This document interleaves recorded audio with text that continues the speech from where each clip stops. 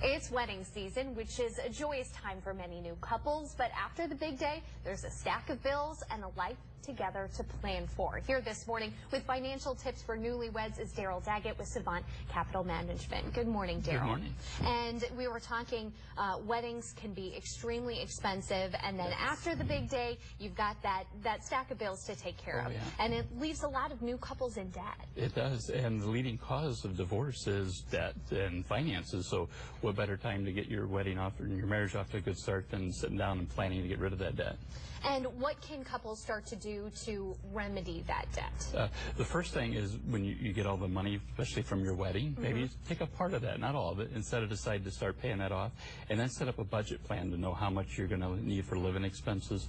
And bring the two families together, and then set the extra aside to get rid of the debt first. And once you have that knocked out, then start saving for emergency funds. Yeah, because you've said it many times before, you have to have that reserve. And how many months ahead should we be planning for with that emergency fund? If both of you are working, I would say 3 months is all you really need of expenses. If only one spouse is working, make sure you have 6 months in reserves. And that's could potentially be the near future. But when we're talking about things farther in the future, like retirement, it's never too early to start saving for that either. No. And then when you're newly married, the other thing you have to start thinking about is, do you want to buy a house if you don't own one? And how much do you need to set aside for your down payment? And how much is that per month? And when do you want to buy the house?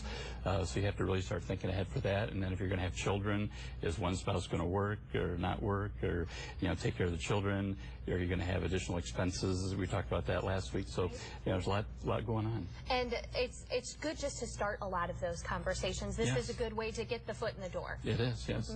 And when you start talking about kids and newly married, planning a will, another tough thing to talk about. Yeah, it's very tough. Those are the hardest parts to talk about. When you first get married, you need a will and you need a power of attorney, medical and financial. So if you're in a coma, you get in a car accident, those things can happen when you're young.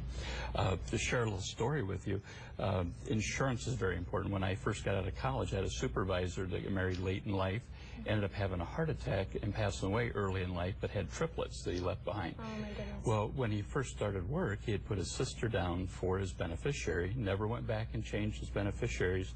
Well, he and his sister weren't on good terms. She kept the money, and the family was desolate. I mean, they ended up at her parents' house. So that's part of the emergency fund, the emergency plan. Thank you so much, Daryl, for getting those thoughts in our head and getting that conversation started. And if you want more information, just check out our website, ciproud.com.